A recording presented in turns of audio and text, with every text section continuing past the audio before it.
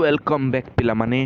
ତ ଗତ ଭିଡ଼ିଓରେ ମୁଁ ତୁମକୁ ଭୂଗୋଳର କୋଶ୍ଚିନ୍ ମାନେ ଦେଇଥିଲି। ତ ଏବେ ଯେଉଁ ତୁମର ହିଷ୍ଟ୍ରି ପାର୍ଟ ଥିଲା ତାହା କରିବାକୁ ଯାଉଛୁ ଆମେ। ଠିକ୍ ଅଛି। ଏଥିରୁ କିଏ ଗାନ୍ଧିଜୀଙ୍କ ରାଜନୈତିକ ଗୁରୁ ଥିଲେ? ରାଜନୈତିକ ଗୁରୁ କିଏ ଥିଲେ? ଗୋପାଳ କୃଷ୍ଣ ଗୋଖଲେ।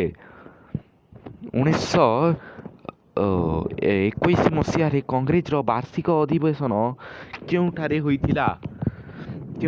ବେଲେ ଅହମ୍ମଦାବାଦ। 28 ନମ୍ବରକୁ ଯିବା।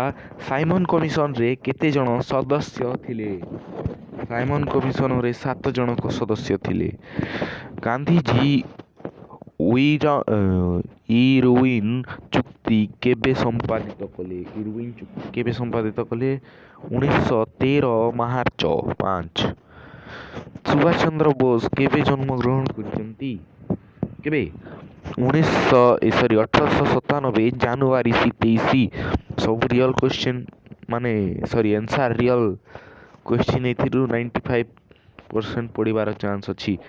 କିଏ ମଧ୍ୟବର୍ତ୍ତୀକାଳୀନ ସରକାର ପ୍ରଧାନମନ୍ତ୍ରୀ ଥିଲେ? ମଧ୍ୟବର୍ତ୍ତୀକାଳୀନ ଜବାହରଲାଲ ନେହେରୁ। ଓକେ, ଠିକ୍ ଅଛି।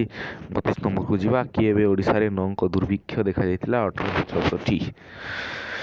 କେଉଁ ଭାଇସରାୟ ସ୍ୱାୟତ୍ତଶାସନ ବ୍ୟବସ୍ଥା ପ୍ରବର୍ତ୍ତନ କରିଥିଲେ? କ'ଣ ହେବ? ଲର୍ଡ଼ କର୍ଜନ। ଉତ୍କଳ ଦୀପିକାର ସମ୍ପାଦକ କିଏ? ଗୌରୀଶଙ୍କର ରାୟ। Option A. ଠିକ୍ ଅଛି। ତାପରେ 35 ନମ୍ବର। ଓଡ଼ିଶାର ସୀମା ନିର୍ଦ୍ଧାରଣ କମିଟିର ଅଧ୍ୟକ୍ଷ କିଏ? ଏଇଟା ଡାଉଟ୍ ଅଛି।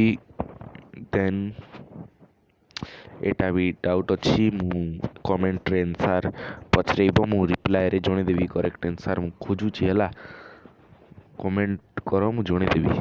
ଢେଙ୍କାନାଳରେ କେବେ ପ୍ରଜାମଣ୍ଡଳ ଆନ୍ଦୋଳନ ହୋଇଥିଲା? କେବେ ହେଇଥିଲା? 1938। କେଉଁ ମସିହାରେ ଭାରତ ସରକାର ଯୋଜନା ଆୟୋଗ ଗଠନ କଲେ? ଯୋଜନା ଆୟୋଗ ତୁମର 1950ରେ କରିଥିଲେ।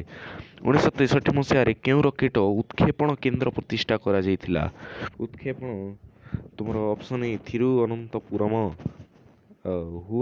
ହୁଇଲାର ଦ୍ୱୀପ କେଉଁ ରାଜ୍ୟରେ ଅବସ୍ଥିତ? ହୁଇଲାର ଦ୍ୱୀପ ଓଡ଼ିଶାରେ ହେଲା। ଦେନ୍ ଅପସନ୍ 41 ଯିବା। 41 କ'ଣ କୁହାଯାଇଛି? ଚିପିଲିମା ଠାରେ କେଉଁ ମହାବିଦ୍ୟାଳୟ ପ୍ରତିଷ୍ଠିତ ହୋଇଛି? 41 ନମ୍ବରର ବି କରେକ୍ଟ ଆନ୍ସାର୍ କୃଷି ମହାବିଦ୍ୟାଳୟ। କେଉଁଠାରେ ନାରିକେଳ ଗବେଷଣା କେନ୍ଦ୍ର ହୋଇଛି? ପୁରୀ। ଜଲ୍ଦି କରିବା। କାହାକୁ ସୁବର୍ଣ୍ଣ ତ୍ରିଭୁଜ କୁହାଯାଏ? ସୁବର୍ଣ୍ଣ ତ୍ରିଭୁଜ କାହାକୁ କୁହାଯାଏ? Option C is correct. Puri, Konark, Bhubaneswar. କେବେ କାରିଗଲ ଯୁଦ୍ଧ ଅନୁଷ୍ଠିତ ହୋଇଥିଲା? କାରିଗଲ ଯୁଦ୍ଧ ଅପସନ୍ ଏ 1999। ରାଜ୍ୟ ନିର୍ବାଚନ ଆୟୋଗଙ୍କ କାର୍ଯ୍ୟାଳୟ କେଉଁଠାରେ ଅବସ୍ଥିତ? 45 ନମ୍ବରର ବି ଅପସନ୍ ବି କରେକ୍ଟ, ଭୁବନେଶ୍ୱର। କାହାକୁ ସବୁଜ ଯାନ କୁହାଯାଏ?